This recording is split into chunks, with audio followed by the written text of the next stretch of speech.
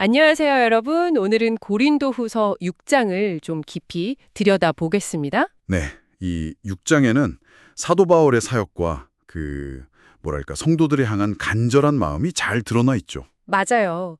특히 바울이 겪는 그 역경 속에서도 어떻게 하나님의 일꾼으로 살아가는지, 또 우리 믿는 사람들은 어떻게 살아야 하는지, 그런 이야기들이 담겨 있는데요. 바로 시작해 볼까요?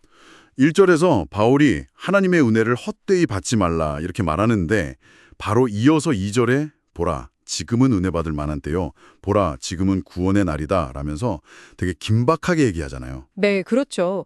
이 지금이라는 게 굉장히 중요해요. 미루지 말라는 거죠. 하나님이 주시는 구원의 기회, 변화의 기회가 바로 지금이라는. 그런 강조가 담겨 있습니다. 그리고 이어서 바울은 그 은혜를 받은 사람, 그러니까 하나님의 일꾼은 어떤 모습인지를 아주 그냥 생생하게 보여줘요. 네, 정말 그렇죠. 4절, 5절 보면 환란, 궁핍, 고난, 매맞음, 갇힘. 와, 정말 숨막히는 목록이에요. 네. 아니 근데 하나님의 일을 하는데 왜 이렇게까지 고통스러워야 하나? 이런 생각이 좀 들거든요. 이게 약간 모순 같기도 하고요. 충분히 그렇게 생각할 수 있죠. 그런데 바울은 이걸 불평하는 게 아니라 오히려 보세요. 이런 어려운 속에서도 나는 하나님의 일꾼으로 신실하게 행하고 있다. 이걸 보여주는 증거처럼 제시해요. 아, 증거요? 네. 그리고 바로 뒤에 나오는 6절, 7절이 진짜 핵심이죠. 이런 외부적인 고난 속에서도 깨끗함과 지식과 오래 참음과 자비함과 성령의 감화와 거짓이 없는 사랑과 네. 진리의 말씀과 하나님의 능력으로 행했다고 말하잖아요. 그러니까 겉으로 보이는 고통과 그 안에 있는 영적인 충만함, 이 대비가 엄청나죠. 맞아요. 특히 8절부터 10절까지 나오는 그 역설적인 표현들 있잖아요. 속이는 자 같으나 참되고 무명한 자 같으나 유명한 자요. 네, 죽은 자 같으나 보라 우리가 살아있고 근심하는 자 같으나 항상 기뻐하고. 그렇죠. 가난한 자 같으나 많은 사람을 부유하게 하고 아무것도 없는 자 같으나 모든 것을 가진 자로다. 이게 세상의 성공 기준이랑은 완전히 다른 거잖아요. 네, 완전히요. 근데 이게 그냥 멋진 말이 아니라 바울이 실제로 그 힘든 사역을 감당할 수 있었던 어떤 내적인 힘의 원천이었던 거죠. 하나님 안에서는 내가 이런 존재다 하는 그 정체성이요. 아, 그렇군요. 그런 강한 내면의 힘을 가지고 이제 고린도 성도들에게 호소하는 거네요.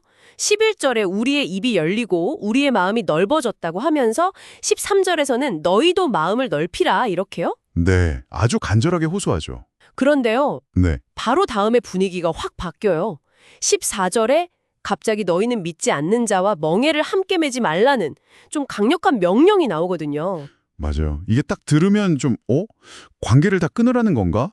이렇게 오해하기 쉬울 것 같아요.